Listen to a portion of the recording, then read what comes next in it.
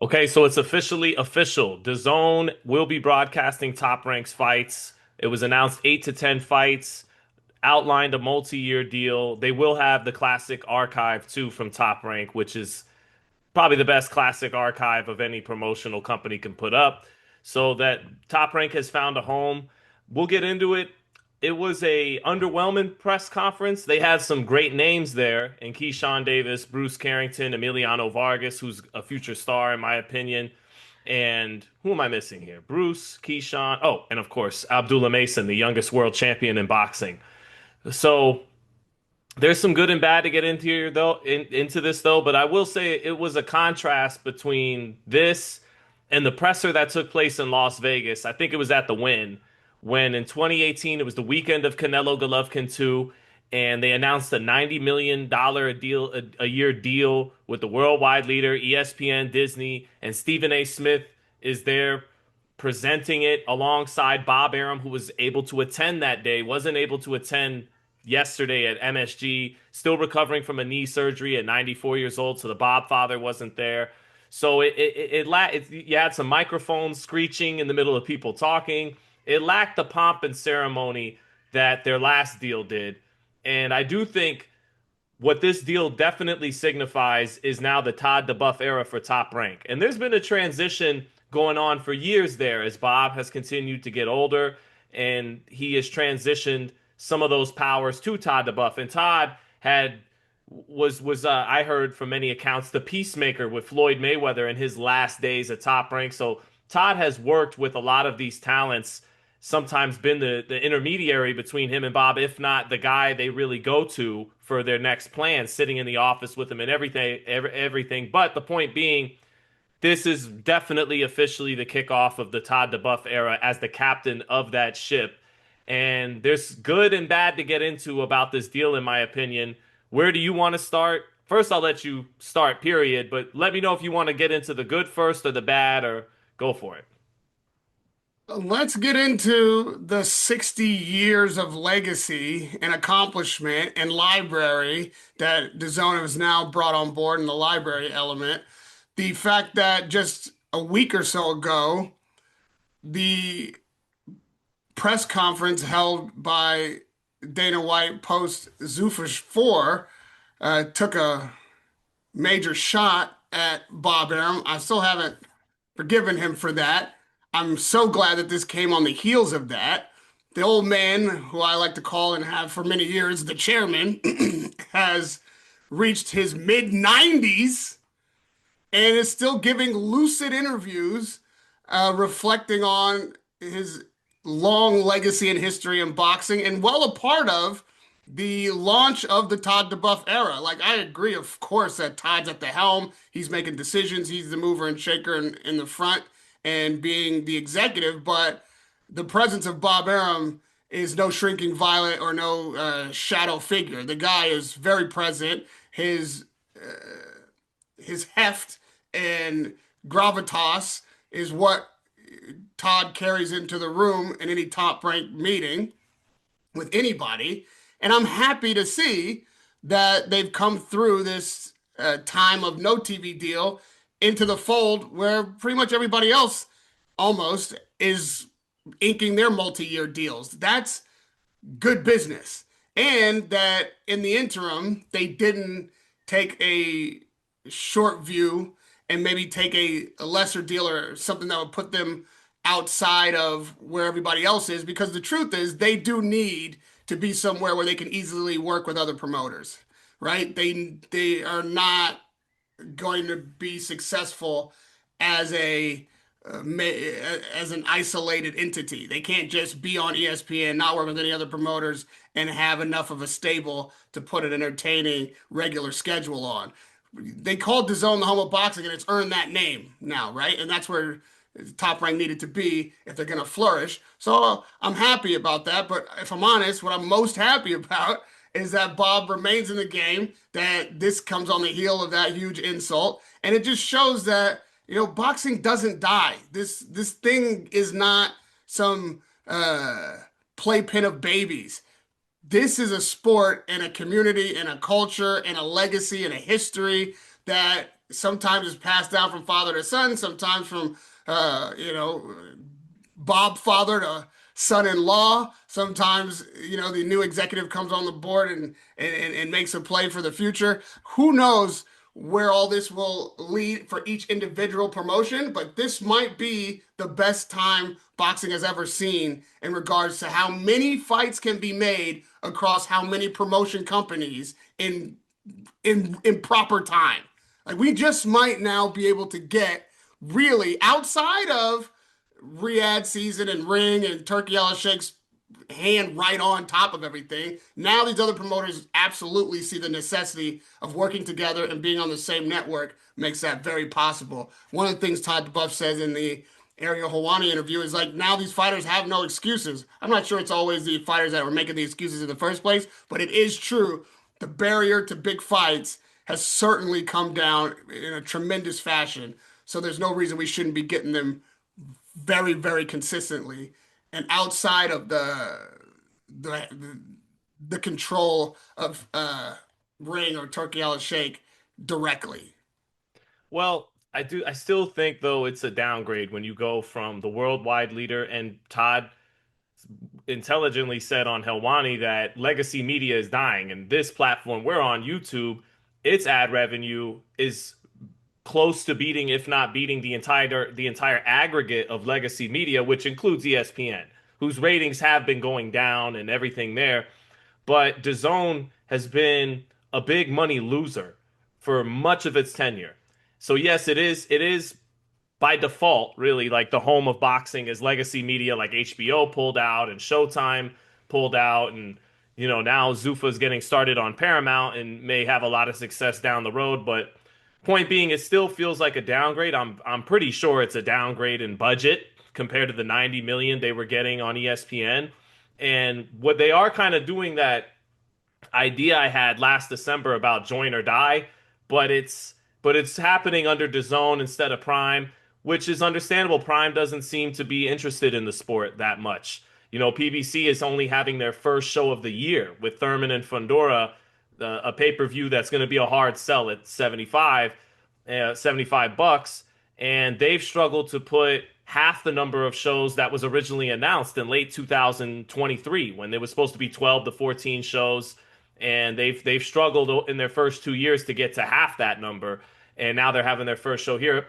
I just say that to say I like this plan better for a platform like Prime, which has the NFL, which has the NBA, which has better production value in the sports they do than DAZN, and isn't is on seemingly more of an upward trajectory in the American market. I know part of the strength of DAZN is that it's a global market, but anyways, beyond that, when you talk about this coming hot off the heels of what Dana said about the babies, and you've likened the playpen to the one that Dana's also in, and because they're funded by the Saudis as well.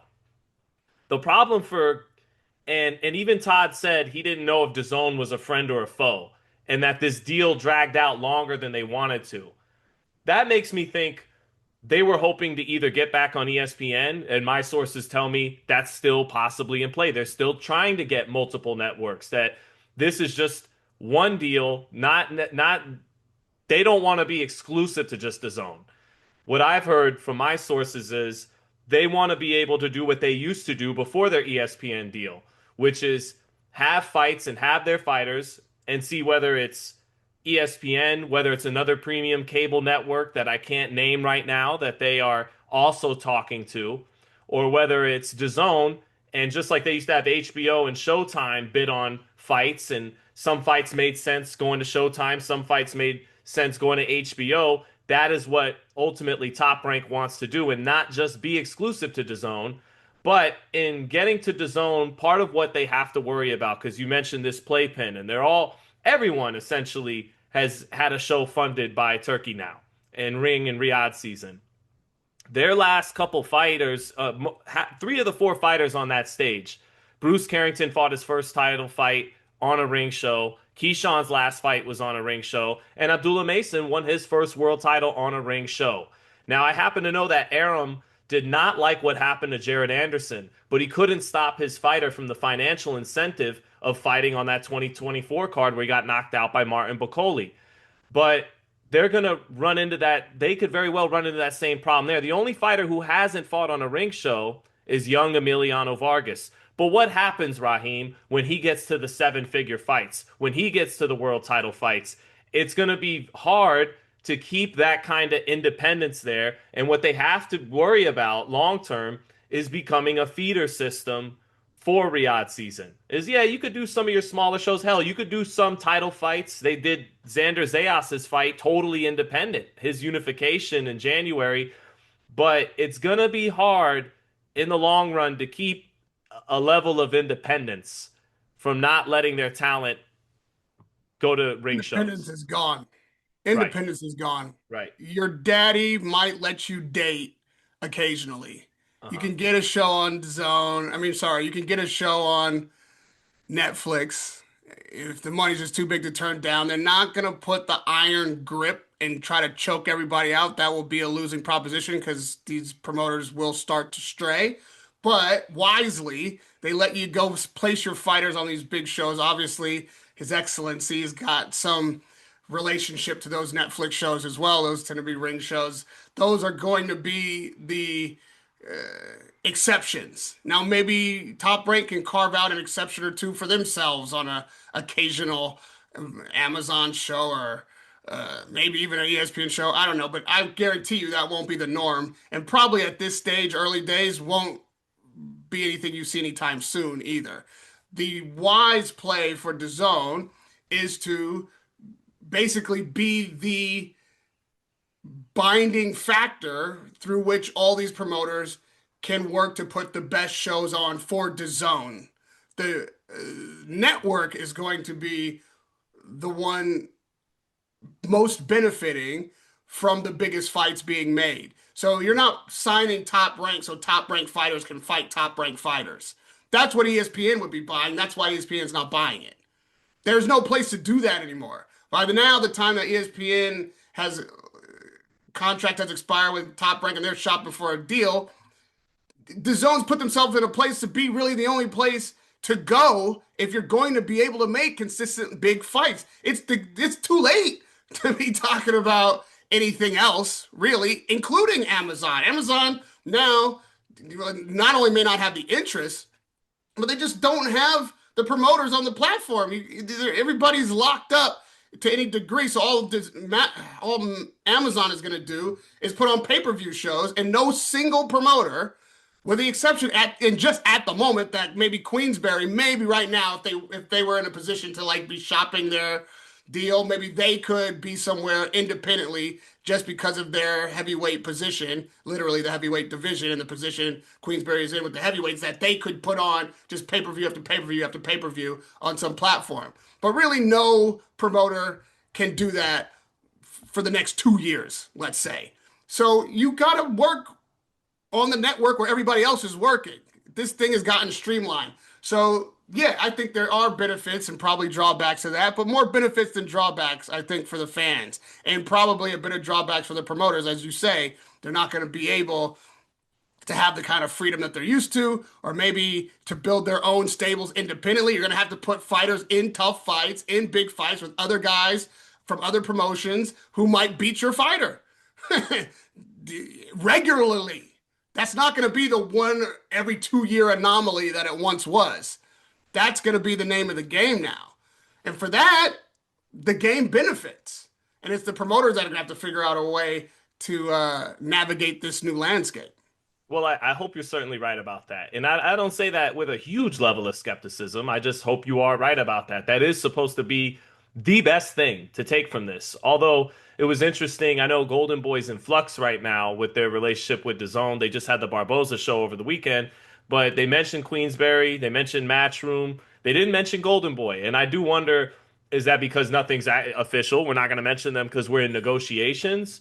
Or did they not mention them because maybe they don't, want to bring Golden Boy back? But it would make sense, especially with what you're talking about, to bring Golden Boy back. And that is what made HBO HBO. That was one of the things that made HBO HBO was they weren't tied to any one promoter. They would allow Top Rank main events, Don King, Gary Shaw, whoever had the talent, they would all put fights together under one umbrella, and HBO was the quality control for that. Saying, no, we're not going to pay 5 million for that. Well, we want this fighter with this fighter, and you guys figure it out, and we'll pay the bill when we get the fight that we want. And that is hopefully what you see happen here. Although, by literally having the promoters sign to the network, that is probably a little bit different dynamic because I don't think any of those promoters had actual deals with HBO.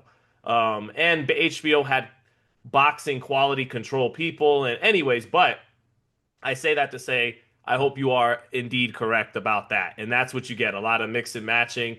And I also wonder, we won't get too deep into this because there's a point I want to make beyond that, but I do wonder if long term DAZN is concerned with having autonomy from Turkey and Riyadh season because he owns 13%. But I wonder if the suits beyond him or outside of him are still saying, hey, we want to still wheel and deal with the money we give off and put fights together, sometimes not always needing him as a part of it, but we'll figure that out. That question will be answered as they go along, long term. Or at the very least, Raheem, if his spigot ever runs dry, we're trying to we want to use it up while the using's good, but we also have long-term plans for if and maybe when that runs dry, we still have plans to work with these promoters and put fights together to compete with the inevitable monster of Paramount Plus.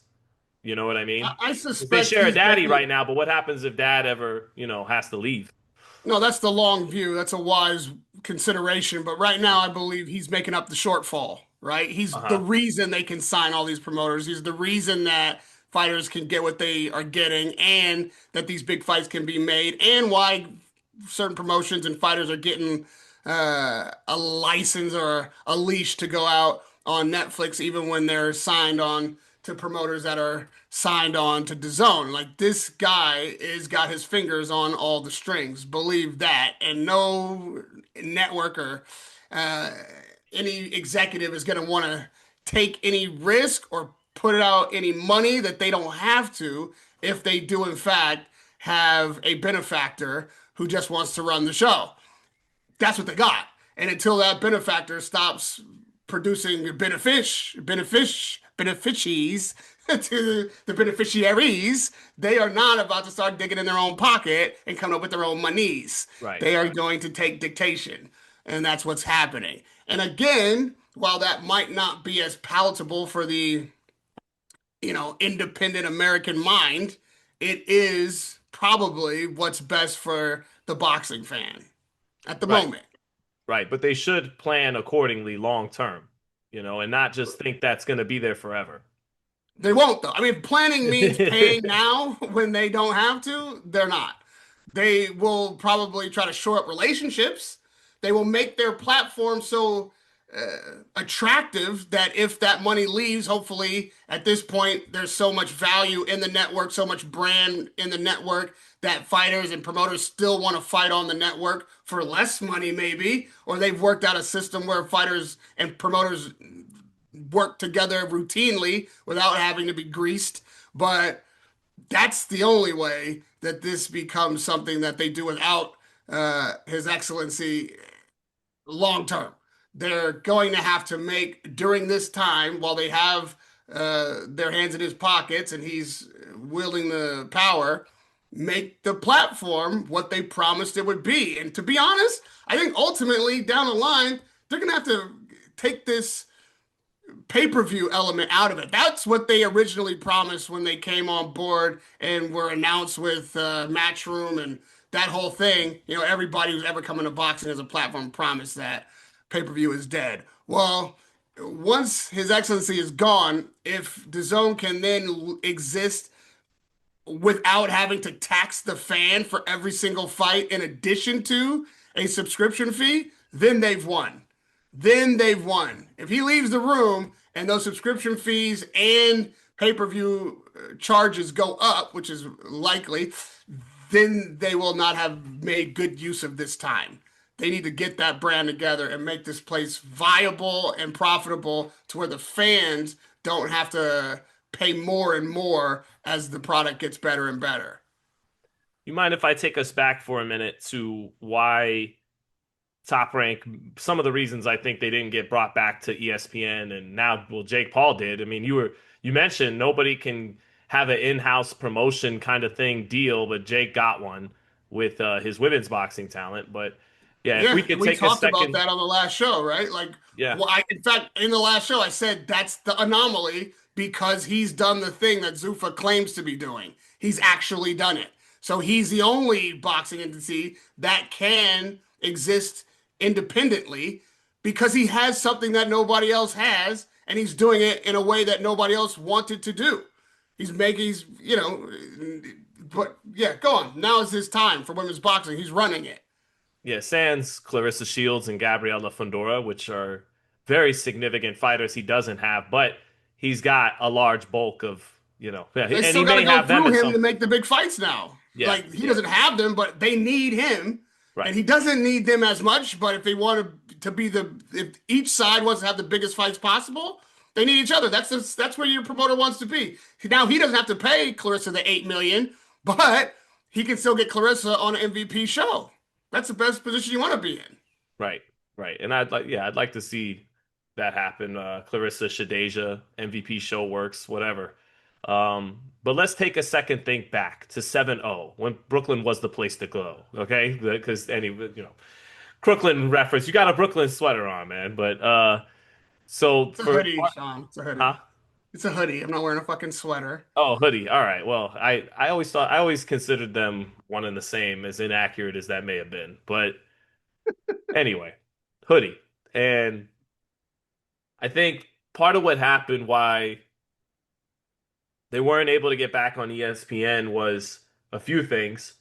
Well, for one, they have a belief, I won't reveal who again, but multiple people, let's say, feel like there was maybe some blackballing going on.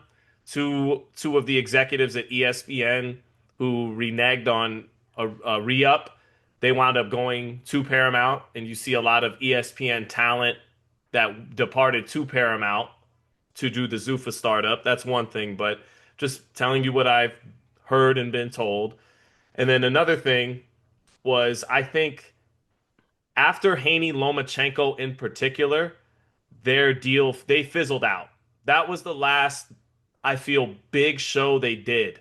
Earlier on, they had Tiafimo versus Loma, which pulled in a strong rating on regular ESPN during COVID times. ESPN had a piece of the second and third Wilder Fury fights, or Fury Wilder, now you would call them. And that was off to they got talents like Tyson Fury on ESPN, regular ESPN, Teofimo Lopez, Lomachenko, Terrence Crawford, Shakur Stevenson. They eventually got Devin Haney in a three-fight deal.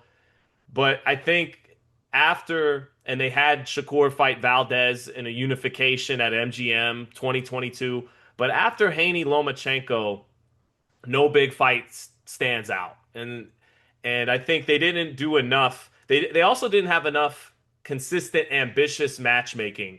They began because Top Rank and their matchmakers are so good at building up fighters, but they didn't get to enough payoff fights often enough, especially with 90 million. And when the onus is on them to produce something, they had too many Ife Ajagba versus Joe Goodall.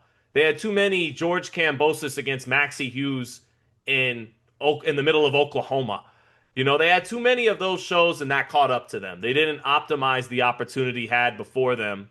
And then I also think, and Todd talked about this on Helwani, I also think you get a little bit more radioactive to a company like Disney when you have a lawsuit implicating yourselves with Kinahan and everything. And I understand Todd wound up saying it's all bullshit and writers need to be held responsible for throwing that kind of thing around like I am. But I'll reveal here, because it was on the record. When I spoke to Bob Arum last July at their last show on ESPN, I believe, which was Xander Zayas against Garcia Perez for Zayas's first world title fight at the Hulu Theater in the Garden, I said, what about this lawsuit with Billy Keane, Bob? And saying that Todd was going behind your back or something like that and doing business with Kinahan. And he goes, it's fucking bullshit. I knew everything. I knew that was happening. I was, yeah, like he, Bob. Yeah, he kept it too real, man. He's too old to be lying at all. He kept it 100, all right? And so I love Bob. Got respect for the Bob father, okay? And got respect for Top Rank as still the deepest promotion, still the deepest stable of talent in boxing for any one single promoter, and by far the greatest legacy of any single promoter in the game. As Don King's promotional outlet ain't really, Don would be the only one to hold a candle to it for what he's done in boxing, but Don's time is well past. Anyway, that made them more radioactive to a company like Disney. And along with not optimizing the opportunity they had before them for the full duration of the 7 years on ESPN. And I also have heard rumblings from that side too that they feel someone like Harrison Whitman, who helped them get that deal, a lawyer that helped them get that deal on ESPN, who was there for the Jai Opataya press conference. I believe he spoke at the press conference for Opataya when they held that presser the same day they held an event for their UFC. It was either their presser or their weigh-in. I think it might have been their weigh-in, and he no well anyways they did a joint thing at the MGM. They feel like he was a guy who may have had something to do with that. He knows where the bones are buried, and he's so they feel a few things behind the scenes were at play as well that hurt their hand. And I just wanted to kind of go over all that to for once and for all why they haven't yet got back on ESPN. But like I told you, they still have some belief that they can make something happen with ESPN. As Todd noted, they were very amicable in their split, and feels that that's not out of the question. They could still do business with ESPN and Well, there's other a lot of networks. inside. There's a lot of inside baseball there. I'd Yeah, say the thing that primarily kept them off ESPN re-up is probably the fact that they lost their primary stars in the process of their ESPN deal. I mean, you lose Terrence Crawford, you lose Shakur Stevenson, you lose the and you have fighters suing you even for racism, whether or not that lawsuit ultimately comes to fruition. Just these allegations, like you say, uh, are damaging. And really, the reason they lose these fighters is because they were unable or unwilling to make deals for these fights that the fighters wanted with other promoters, which is why being at the zone with other promoters where these fights must be made is the place to be with the young stable of talented fighters that they now have. They've been through that machine before and tried to do it without working across network and promotions. And of course, it was much more difficult then than it will be now. Fair play. But they didn't get it done. And primarily, that's what the fighters were complaining about. And when they had an opportunity to go make the fights they wanted to fight, they left Top Rank to do it. The business of lawsuits and allegations, well, the truth of it is everybody in this boxing game is dirty. They all have a hand in something behind the scenes or underneath the hood. and They're there's one not. thing I left out. It'll take 2 seconds. I'm sorry. Stay on that thought. And Whitman was also the guy in 2022 who helped start up Pro Bellum, which a lot of people in the industry said was a front for Kinahan. So again, anyways, go ahead. So there's no clean hands because, as I've said on many occasions, boxing is a poor man's sport run by gangsters who figured out how to operate in the boardroom and executive level off the street. That is primarily who you're going to be dealing with, no matter which way you turn. That and even if you're a second generation off the street, you still come from a family with a street mentality. This is what boxing is, and there are always going to be some kind of dealings that, if not nefarious, can certainly be ethically questioned. So, Billy Keane is a friend of mine. I've known him for a very long time. I don't regard him as a liar or somebody who would just be casting aspersions out of nowhere. The lawsuit will play out, and who will be proven wrong and right, I guess, will fall out into the court of law. But of course, what else is Todd going to say? Of course, he's going to say it's bullshit. Of course, he's going to deny everything. Of course, that's anybody's posture who's going to have these kind of allegations lofted against him. And then you talk to Bob, and Bob, like, yeah, of course, I knew it all along. Like, but at the same time, you get away with that kind of shit in boxing because, in a way, everybody knew it all along. It's not, it's like these are like some of the worst kept secrets in boxing, right? And if we're to be honest, a lot of these players, people who you might have some objection to because of their politics or the history of their country and His Excellency is required to make the environment that we now have, which is undeniably the best run of boxing that we've had in at least the last two eras, right? The yes, as far as big fight after big fight, getting fights that we want on time, and now all of this thing being centralized on one network, what I expect to happen going forward, just by matter of circumstance, we've got a really good run of shows. Now, you might say it's worth it or it's not worth it, but without that hand, it's not happening. And what was happening right before now was certainly something that we were all complaining about. Every era you go back to, you will find somebody who can be objected to with their hand in the sport that is making the fights happen for better or worse. The era right before the Riyadh season era, and what brought British boxing really to the fore, the way things were working here, had a lot to do with those same people that are named in these allegations.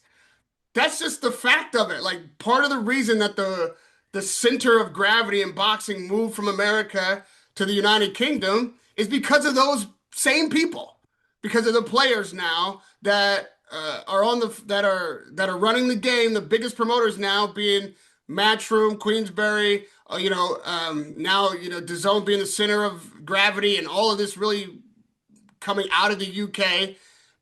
That's because those guys were running the sport because they they did business, built fighters, created small hall shows with massive attention. The fan base here grew and grew and grew. You had fighters fighting on the deep undercard to packed houses, and this became where the best fandom and the most support was for boxing. They did it. So yeah, we like to all pretend like there's some kind of barrier to entry that is ethical or character driven, or even you can be boxed out because of your history or who your affiliations are. In boxing, man, it's not true. They just get around it. And then you get to a certain level, and then all of a sudden you look down, everybody like, oh, well, we couldn't possibly. We would never. But anybody in the sport, anybody in the game knows it's all nonsense. You work with who's got the money and you work with who's got the power. That is very seldom the people who have uh, the unblemished record and the entire clean hands. Right, right, right. In history, period, not just boxing. That goes for the NFL's history too and everything. But Billy Keene's not my lover. He's just a guy in boxing. Yeah. All right. But I won't digress too far into a few replies to what you said. I will die on the hill that, and we'll keep this train on the tracks here about Top Rank and DAZN. But I think it's, again, I'll say it again. I think it's overstated how amazing this is, saying stronger than the last two eras. I mean, Haney, the second half of 2021 had multiple undisputed fights.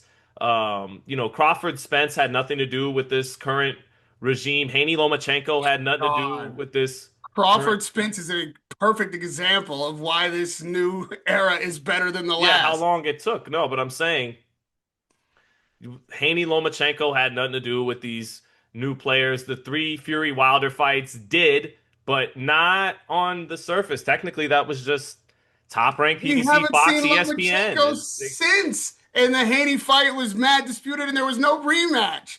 But it was Like, a great fight. yeah, but where's the rematch with all this dispute and play? Like, where is the? These are not good. These are not good examples. These are actually symptoms of what was wrong. I mean, whatever. But yeah, you got I, yeah. So no, but there's a number of fights I could point to from 2015 to 2023 that were excellent, that were great, that I don't know how many people are dying for to rewatch Usyk Fury again or rewatch. Better be at Bivol. Those were good fights, but they're not replayable like well, to go back to even De La Hoya mostly, but I won't digress into all that. What I'm Look, and saying I'm is not. Go ahead. I'm not saying that the past eras are garbage. I'm just saying it's very difficult to make an argument that in these past 2 years, what we have gotten and what we can expect to get in the coming years is not a superior era of boxing across promotions, undisputed fights, whether you enjoyed to a certain degree better BF and Beevil or not. It was a fight we were begging for years. We got it twice. It is undisputed. Like that's not it. The difficulty alone to put that together in a past era is why we waited and couldn't get those fights for so long. And whether they deliver or not entertainment value, okay, well that's down to the fighters no matter who's promoting. But to get the fights and to know whether or not it was going to be a classic or whether or not you enjoyed it is the point. We got them, and you get the necessary rematch, and then you now we got Benavidez. In the mix, we might get Benavidez Bivol and Benavidez Better BF. might, Like, but haven't. like And they killed Benavidez Bivol at 75 for the time being. And we'll see what happens with Benavidez Opataya. And you never got Benavidez Canelo in this era. And that was the first thing David told Turkey was, "Hey, what about having me getting Canelo?" But my point, I'll close on that specific point. I'll just close on this, Raheem.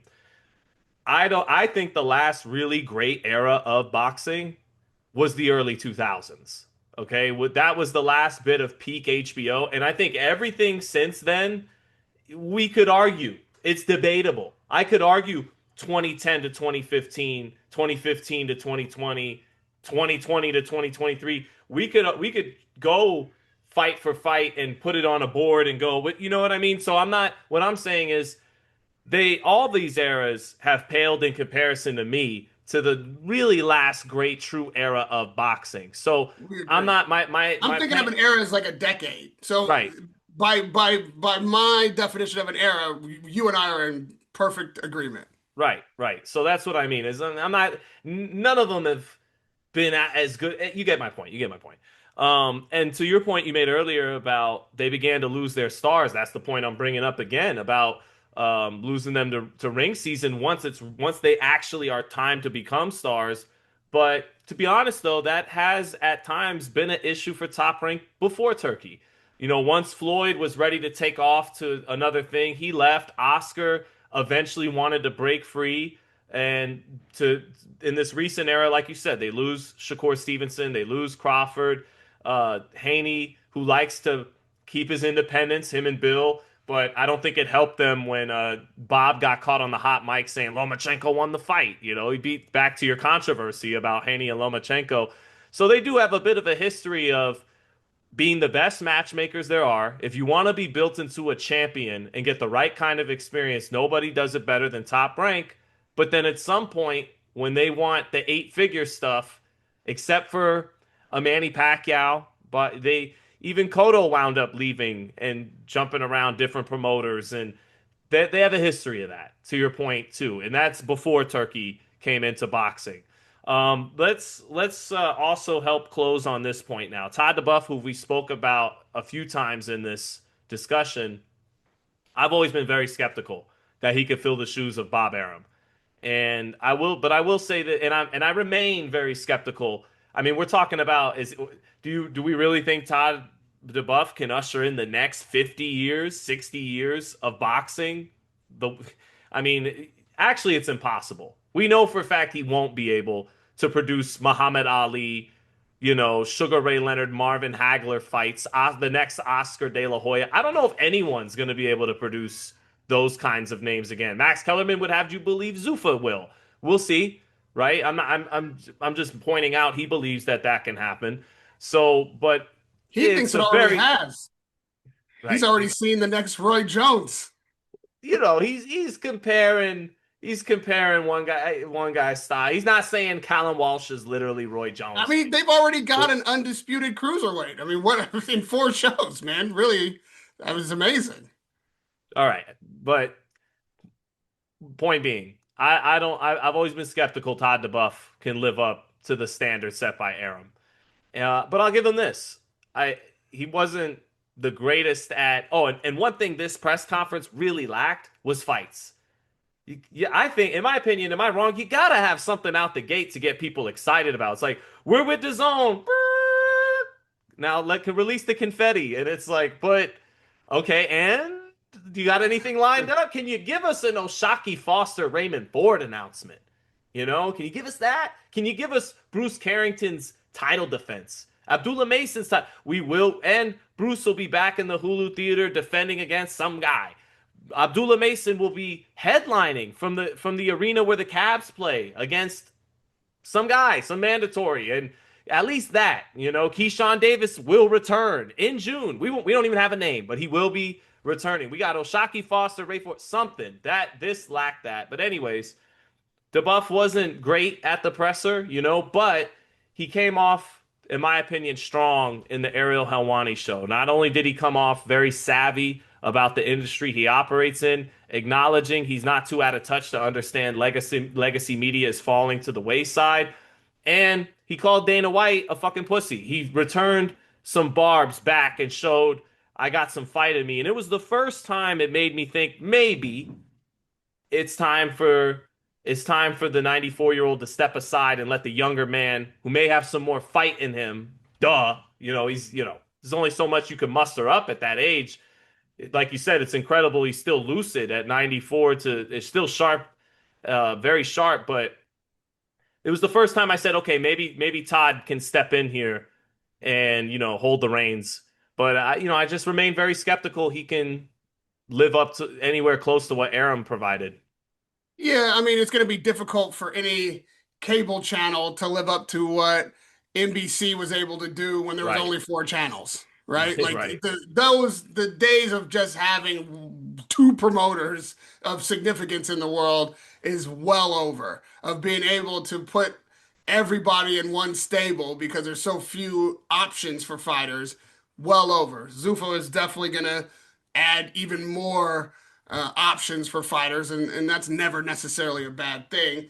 But maybe this era will be a collective one where no, Top Rank will never be able to mirror what they did in the last 60 years for the next. However, if collectively the entire landscape of how promoters deal with each other, being how many of them there are now and how many options fighters have, the deal will be holding together coalitions. And if you can hold together, you'll like this term, a coalition of the willing, to keep these fighters at least again on the same network and promoters willing to work with each other to make the best fights consistently, then you can beat back an organization that wants to live outside of the traditional current system. You can make it very difficult for them to take your fighters if you can, in fact, reimagine your relationship with the sanctioning bodies, and the sanctioning bodies come to their senses and realize that times have changed and change with the times to create an environment that is better than what was without somebody coming along and saying, let's just throw all this in the trash and start anew. I don't mind this rivalry that's coming aboard with Zuffa and giving the existing power structure a challenge. I've said from the very beginning, put a clean glass next to a dirty glass. If Hmm. that's what you believe you're looking at as a filthy glass, and just set a clean one next to it and everybody will drink out of that one for Hmm. sure. So and you need to be challenged if you're in the traditional boxing world to make sure that you don't get stagnant, that you don't get complacent, and you don't take for granted this boxing audience. So yeah, I love the competition. Just prove it. Do more proving and less telling. This is what will mark the next era. How well coalitions can stay together, where that talent is going to be pulled from, whether it be USA Boxing, the Olympics, local gyms, other fighters, like you say, we saw, we're seeing fighters now being serious about having their own promotion companies and bringing along young talent that they find in their universe. All of that is going to be fascinating to watch. And if Top Rank and the rest of the promotion companies are a part of that together, then we're going to get maybe better.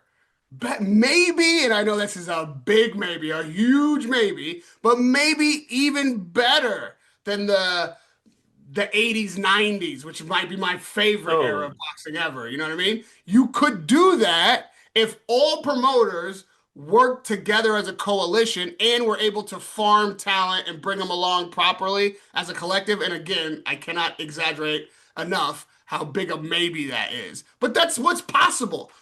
It's out there. I mean, that potential is present. The execution of it, might be a pipe dream, but it is possible. Oh, I gotta stand up for myself. This coalition of the women. I see where you got it from. It was the first time I heard. But did you Google it? They could all go fuck themselves, Raheem. And to that point too, where you said, "Oh, well, the Saudis' background." I haven't just singled them out. I taught, I've given Dana and TKO and Ari and Shapiro their just desserts, and the fucking Republicans and the fucking Democrats. All he is, all he is could go fuck yourself. Anyways, I hope you're right. I hope we get good fights in the long run, and I don't know. May God Well, may God help us all, America and the whole world. but we got to do more than hope, man. We got to hold them Yeah, accountable yeah. and talk what needs to be said when it needs to be said. That's part of our charge. And my favorite quote from Todd Debbuff while he was on Ari Emanuel, excuse me, it had nothing to Ariel do. Helwani. What I say? You said Ari Emanuel, and then Ariel Emanuel. Run the tape. Run the tape back. All Yeah, I right. probably did say that. Ariel Hawani. Thousand apologies. I was trying to find the thing and And I words were just said the name, so I jumped right. in. No disrespect. That wasn't a shade. I'm not Yeah. being cheeky. I just said something stupid. Okay. This is a whole thing, right? I'm so sick of this sources bullshit, right? I mean, and by the way, it's almost like the bullshit we deal with in everyday journalism, right? And right. We know what CNN's going to do. We know what MSNBC is going to do. And we know what Fox is going to do. Everybody's compromised. Sports fans, the fucking space is compromised. All right. People are playing. They're playing chips. Everyone is not playing. There is no agnostic journalism anymore. There is no Time magazine and Lucian. People are playing games and they got bets. Same shit goes on in sports. So I don't want to bother my nonsense or my read or my stuff with people playing games because usually where it comes from, it's an agenda. Okay. So I don't know what it is. I know what it is. Exactly what he said it is. But that's not what this is. Because we're about that action. We are the independent outlet. This is why we are doing the things we are doing the way we are doing them. And Sean is the champion of it. Like the iconic Dana White confrontation will live in the annals of boxing history forever and be the catalyst to not only this show coming to relevance and prominence, but I believe into a new era, hopefully, of independent journalism, as will be necessary in the coming years if we want to get any kind of straight talk in the sport. So, yeah, that's all part of it. Like, it's going to be harder to hold people accountable, harder to talk about the kind of things that you said on this show. But I believe that that's our charge. As much as what we've talked about the promoters need to do and what the fighters need to fight and what the networks need to do and who needs to be involved and not involved, this is our charge. This is what we need to do. And we need to remember that everything that I just played in that clip is true. And I Yeah. hope to stay agenda free. No, he's right. He's right. And it's just funny that I hardly ever do the sources thing, and then I wind up doing it a few times on the episode where we play that clip and he shits all over it, understandably so, right? And you could take what I said with a grain of salt. I'm fine with that. And I'm sure Todd wouldn't appreciate me mentioning some things about his company without having people fully on the record with it. I understand. That's an argument that goes back to Woodward and Bernstein about Watergate. That's a big debate that holds true all the way to this day in journalism. That was the real proliferation of sources where that came from, and people in journalistic circles in academia still debate whether sources is right. If you can't get Mm. someone to say it on the record, then maybe it's not legit Well, enough, and you might be getting played and all that. But in I your just gotta, yeah, defense, when you quoted sources, you were talking about things that are already in the public domain. We're not some of them, co-signing what was said in any lawsuit or any right? allegations leveled. We're just saying that these allegations have been leveled and these things have been quoted in a lawsuit. And maybe another portion of that interview with Ariel Hawani was that he says, well, they leak what's in the lawsuit that so that the press will jump on it. Well, okay, but it is in the lawsuit, and if we know about it, we're going to talk about it, and then that's why these things are adjudicated or ultimately decided on by a judge. But that doesn't make it irresponsible for us to talk about it if it's public in the public domain. Well, they're going to challenge my agenda thing next week when I appear with Cameron at the PBC opening bell when we sit down and talk about Thurman and Fundora. So allow me to, try to continue to earn the trust of this audience. Look, Thurman shouldn't be it's like Conor Benn being ranked number one by the WBC and Ryan Garcia getting a shot at Barrios. Like he shouldn't be ranked atop the WBC rankings to fight for this title. He's a big underdog. He's about 10 years older and a foot shorter. He's fought 2 times this decade. All right. So I just feel the need to have to say these things so that the audience knows we're going to keep it 100 when we even break down that fight. And because Raheem's putting some pressure on me, being the standard bearer of integrity and excellence, which fine, I will take on absolutely. And then the Dana showdown thing. I wonder if if I'm going to start feeling like artists who like De La Soul when it's like do me, myself, and I, and they're like, I promise you, Stakes is High is a much better album, and so is The Grind Day. I have a whole career. I'm not just that one moment, but no, I'm just having fun with you on that one. But No, listen, um, that was your Thriller. yeah, Michael Jackson's got a lot of albums, man, but there's one that everybody remembers that puts it really into the stratosphere of icon, and all right. you're killing it, and that's exactly why they want you on. All right, Kudos to both. let's get them cross promotional fights HBO style. So let's see what happens. I'm gonna close on this, man, which is beware Top Rank. There is a long term play here. And I know I feel like I'm shoving this down people's throat, but I even went back and made sure we recorded again because it's on my conscience. And I touched on it throughout the episode, but beware because the long term play of the people Dazn is mainly in bed with, which is, Turkey and Riyadh season and all that. And his main priority long term, if we're to believe what he said, is for Zuffa. And so they feel like they got blackballed. That's what people around Top Rank feel like, right? And so maybe you're falling into a trap and you have no other choice but to go back to Dazn. And like I said, maybe become that feeder league because the way you gain real independence and really are able to compete because how much are they going to want you to compete long term with Zuffa? That's why I asked earlier, what is the Zone thinking about long term competing with Paramount as two separate platforms? Because if every time you're about to get a star that's going to blow and it gets absorbed into Riyadh season, which is funding the Zuffa League that they've said is going to destroy everything, everything includes Top Rank. And so you're not going to be able to hold your ground independently long term if you just become a feeder system.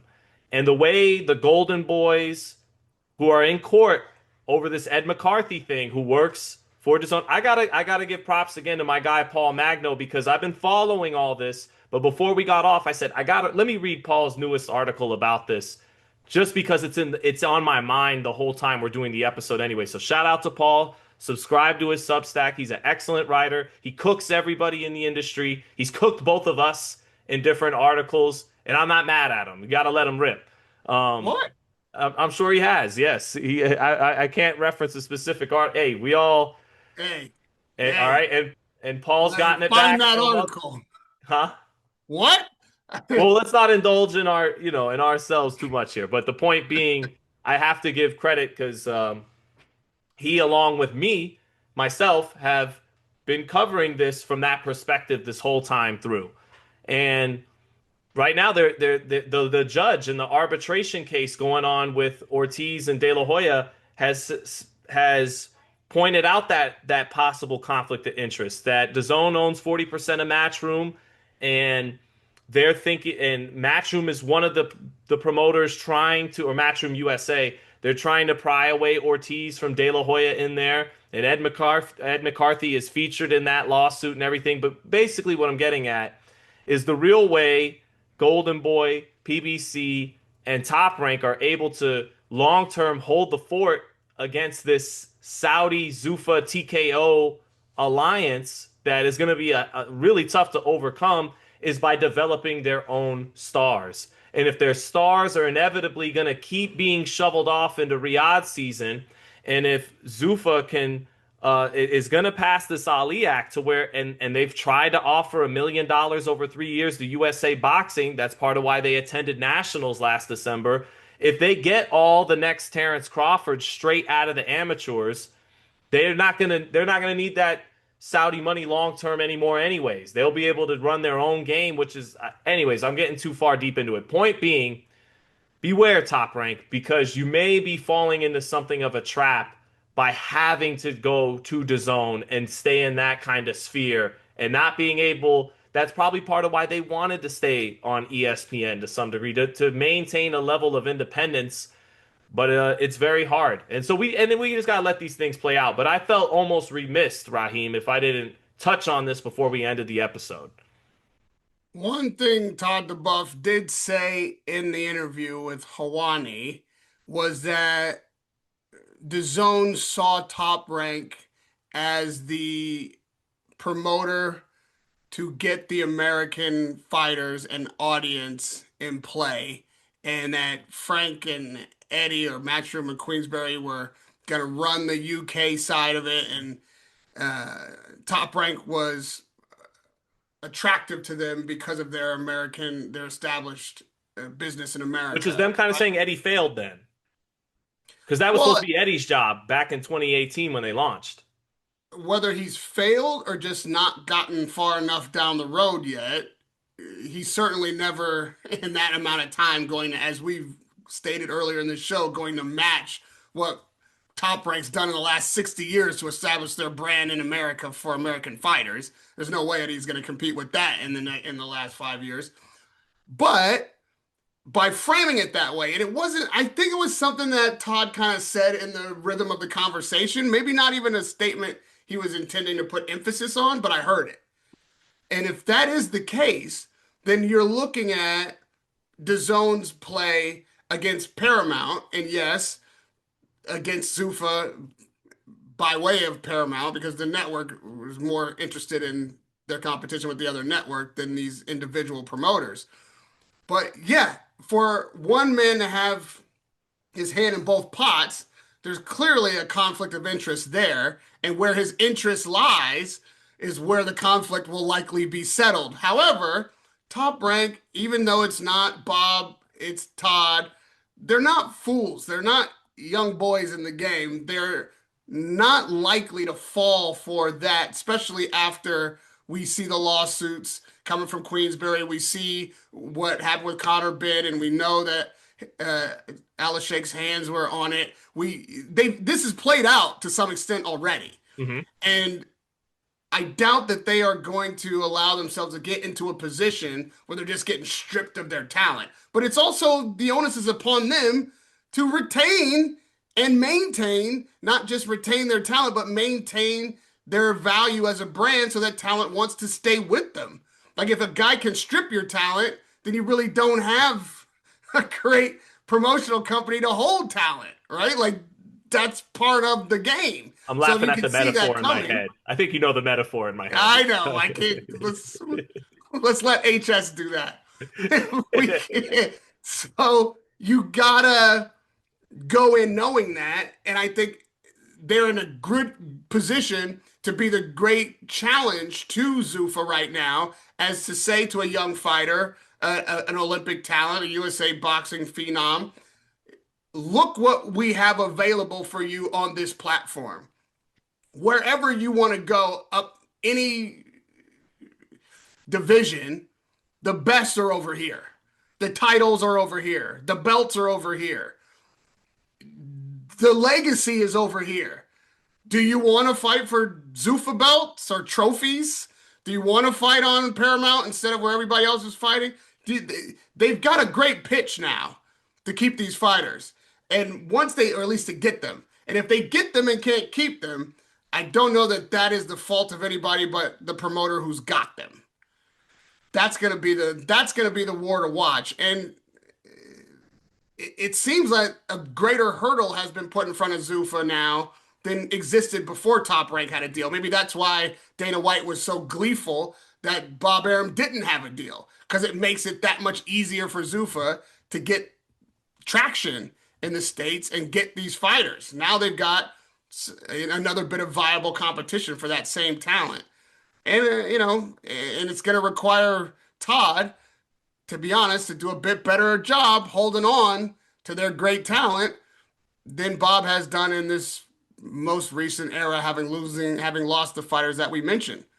Well, they might not, he may still feel that way because his bosses, yeah, TKO will go, those are our homies over there. Those not your homies. Those are our homies. Those are But those are the Top guys. Ranks brass is not their homies. Say again? But it's not Top Ranks brass that's their homies. Like DAZN can't take a fighter from you. No, but Turkey can't. And that's our homie. That's our homie more than it is your homie. That's our guy. So and if anybody has the intellect and the foresight and the might to actually leverage Turkey as the money mark, these guys, these, to Dana's point, smaller minded promoters thought they could do, it's them. And it's them letting him co-opt all their talent until they get the young talent all under their umbrella, and letting them cut them off at their knees by plucking whoever, Virgil Ortiz from Golden Boy, um, the Abdullah Maces, the Keyshawn Davises. But you know what? If the game, what I'm getting at is the game might be rigged. It might be hard, but Raheem, what did Lawrence Fishburne say in Higher Learning? Is to a young, what was it, Omar Epps? This is what I think you're saying to Todd Debbuff to a degree. Just What's that? run faster. I'm also saying, what is going to be the tool by which you extract all this talent? Are they just going to keep backing up the Brinks truck and paying Conor Ben level fighters $15 million? That's, I doubt. Turkey's money, to quote Raheem. Yeah. I don't think so. I don't think. I mean, because if you're doing that, you're not. Then the end is not near for His Excellency's participation.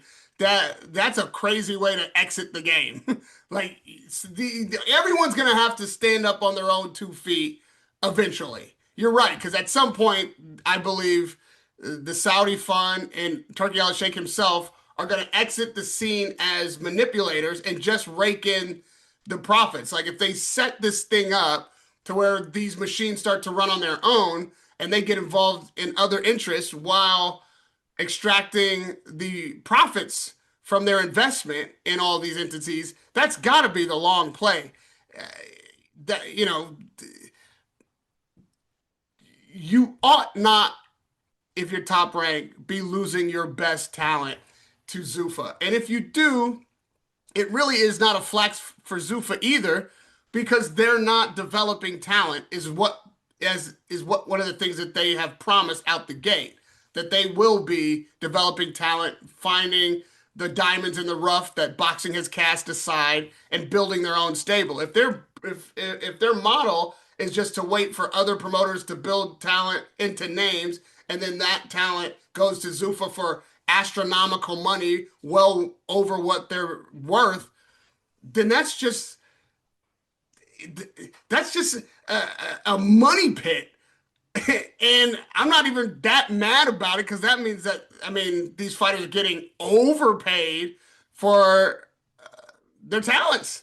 And I guess if that happens, it's hard to be mad at a stable that's just overpaying everybody. Again, we saw PBC overpay everybody, and it's like that's just not a sustainable model. Not even if Saudi is your benefactor, that has to run dry. Right, but by the at some time it runs stage. dry, the damage has been done by these co-opted promoters, and it plays into the hands of Zuffa's long-term plans. Is what I'm not maybe articulating well enough over this last year or two, but is what I'm getting at. And if you're cool with that, fine. I just want to point it out. And again, to quote, just before we get out of here, to quote what from Paul's article, DAZN's chief operating officer Ed McCarthy, who's featured prominently in the Ortiz Golden Boy lawsuit, was previously a corporate attorney at Freshfields Bruckhaus Deringer, a key advisor on Saudi Vision 2030.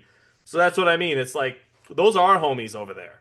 Like those, you're If under the umbrella of our if homies over these there. So we got promoters keep an allow eye. that to happen to them with what we now know, what's already now happened, they've seen it's not writing on the wall anymore, it's writing on the check.